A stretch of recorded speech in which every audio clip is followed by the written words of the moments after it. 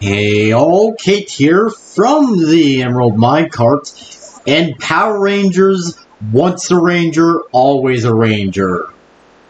Oh man, it was pretty good. Now, if you don't know what Power Rangers, once a Ranger, always a Ranger is, it's basically a special that's only available on Netflix, sadly only available on Netflix. It's basically a special to celebrate the 30 years of Power Rangers, of course.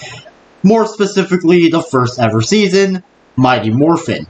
And honestly, it's pretty good. I really do like it. And before I continue on, I will say, this video does contain spoilers. So if you haven't seen Power Rangers, Once a Ranger, Always a Ranger, then I highly recommend clicking off of this video.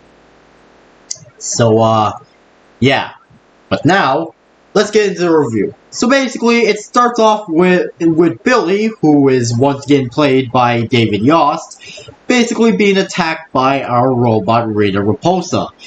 Thankfully, the other Rangers come to save him, and we even see the Green Ranger, which, no, we don't see him unmorphed, because, no, sadly, we don't have David Jason Frank anymore, sadly, so obviously, he remains helmetless. And also, you know, yeah, we see all of them. And then Robot Rita launches a spell that would basically kill at Billy. But then we see Trina jump in front of it and basically disintegrates her. Yes, it disintegrates her. And sure, we don't see that much, but we see that, yeah, she has definitely been disintegrated. And honestly, that was one of the points that made me realize, yeah, this is going to be somewhat darker than I thought. And then after that, it cuts to a scene of Zach and Billy talking, and they're basically like, hey, we need to tell her daughter, and we probably shouldn't, all this. But what they didn't know is that her daughter has heard everything. So yeah. And note, this was something she heard right when she came back from school, which I could imagine that hearing that one of your parents died is not one of the things you'd want to hear when you first came back from school. Especially high school. So yeah.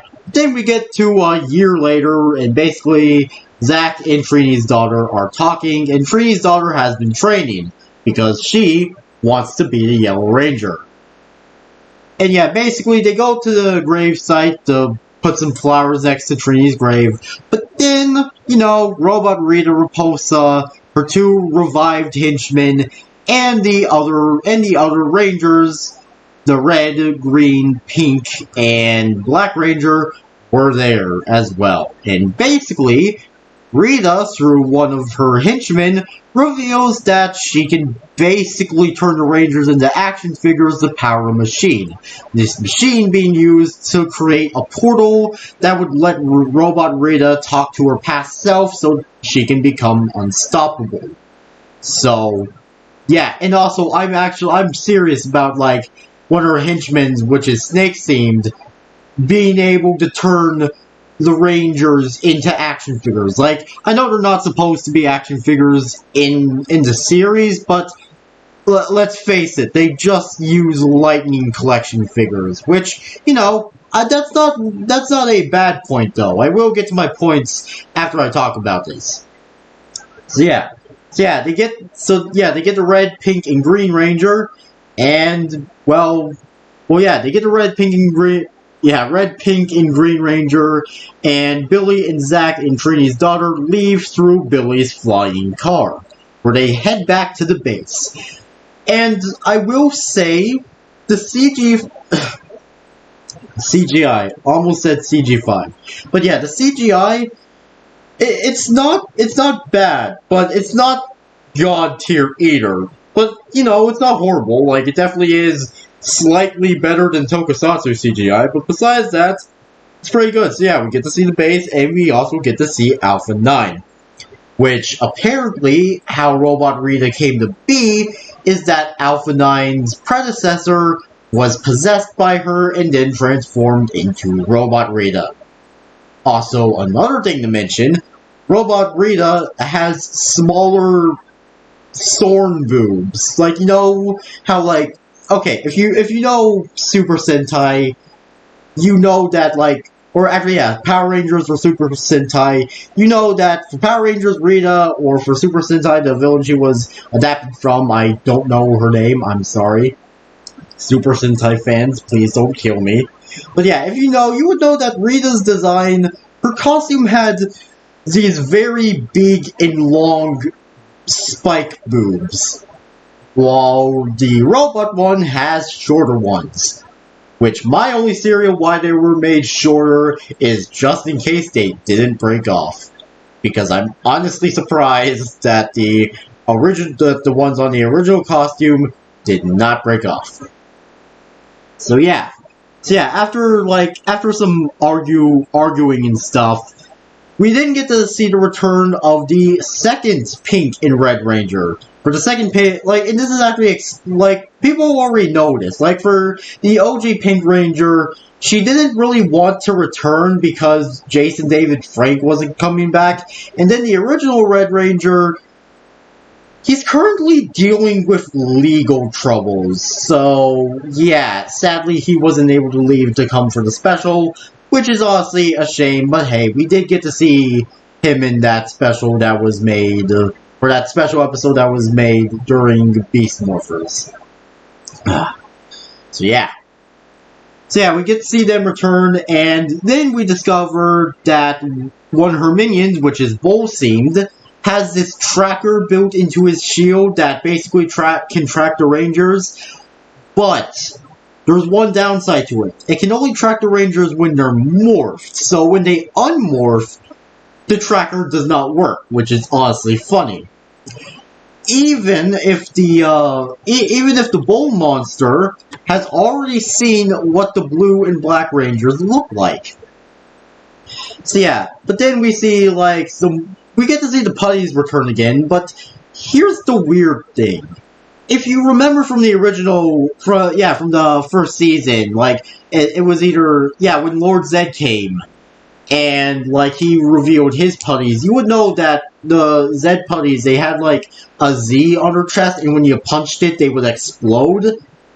I'm only bringing this up because we only see the regular putties, and when they are, like, kicked to the ground or punched in the chest, they explode, even if they're the regular putties and not the Zed putties.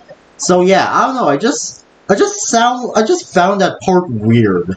And again, it's not a huge nitpick, but still, it's definitely like, why aren't they the Zed putties then if they're exploding? When they get hit in the chest or something. But yeah, besides that, they're fighting and stuff, and Trini's daughter tries to use a morpher, but it does not work. It does not work at all, and she almost gets her ass kicked before Zack and the second Red Ranger come to save her. Or Zack and Rocky. Yeah, the two come to save her, and obviously Zack isn't that happy. Especially since, he did tell her to not try and join in. So yeah, after a little talk, thankfully, he's not too mad, but, he does say that she has to stay in the base while they distract Rita and her two henchmen.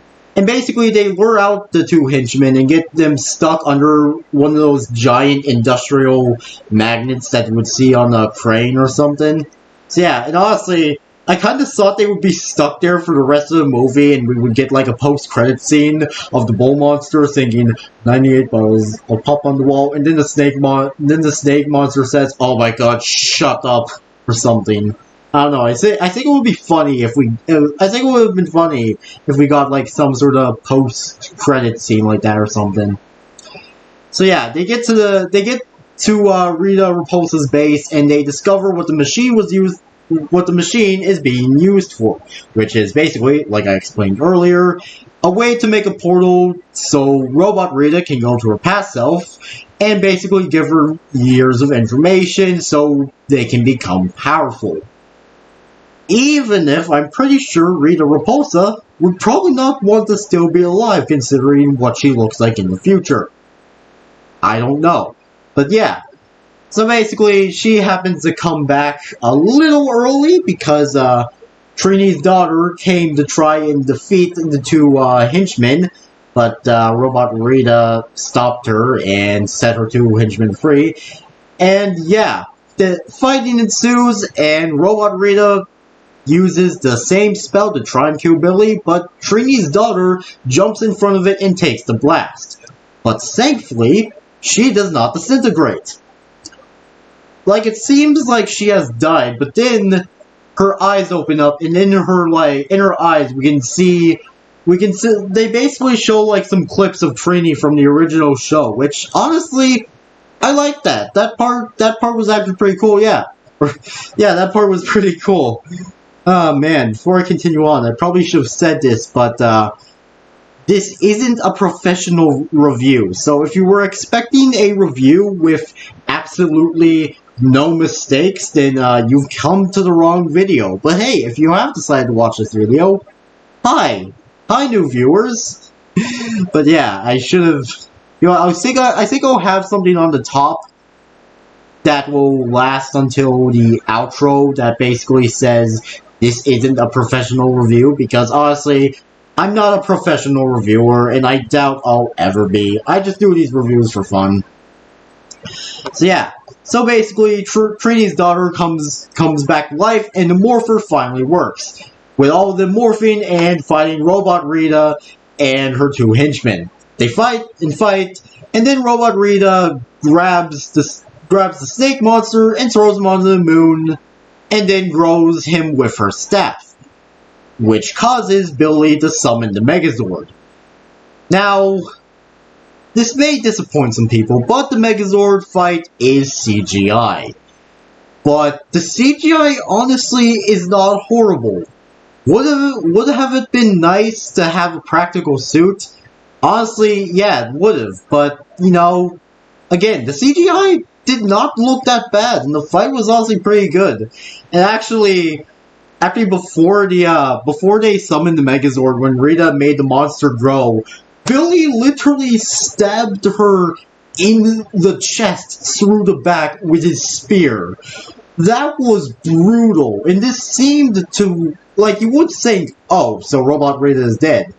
No, during the fight, she comes back to life, somehow still alive, and she activates the machine, and it seems she's successful. But after the snake monster is defeated, the Rangers go back, they defeat the bull monster, and they once again defeat Rita, with the pink ranger shooting an arrow at the device, Trini's daughter throwing the daggers in Rita's arms, pinning her to the balcony, and then finally Zack literally headshotting her with his cannon.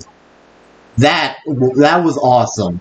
And honestly, I wish I could show my reaction to it. Which, funnily enough, I actually did have a video, like an extra video that would have been on my Patreon, the full version, and I would have parts of it in this review.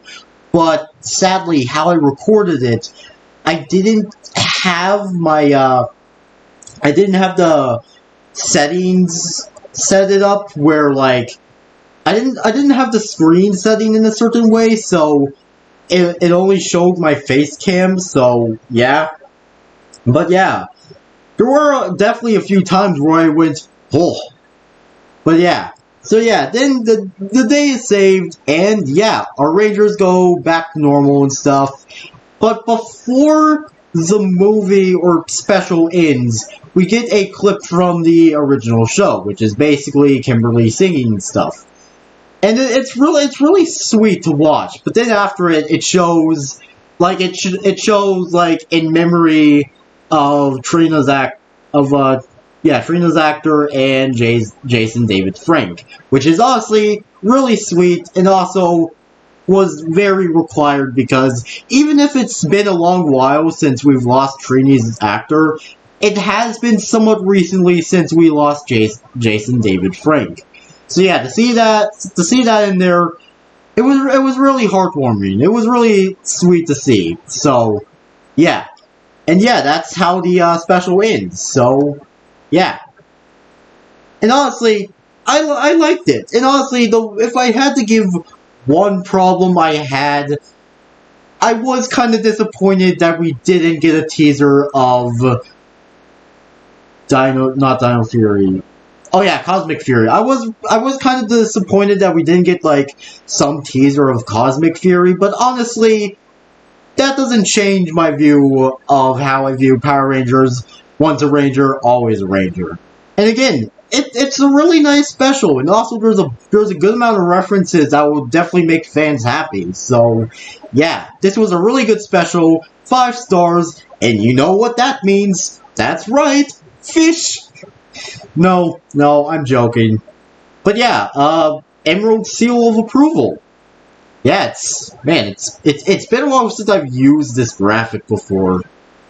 Maybe I should redraw or something. Maybe I will, maybe I won't, but yeah. So, yeah. This special was pretty good, and again, it's on Netflix. And no, I'm not sponsored by Netflix, which, even if they do ask to sponsor me, I'm going to decline that sponsor because I do not like them. But yeah, besides that, yeah, Power Rangers, Once a Ranger, Always a Ranger is a really, really good special, honestly. And it's a good way to celebrate 30 years. So yeah, anyways, that was it for this video. Make sure you all subscribe and like for more, and I'll see you all later. Peace out, Home Guards, and goodbye!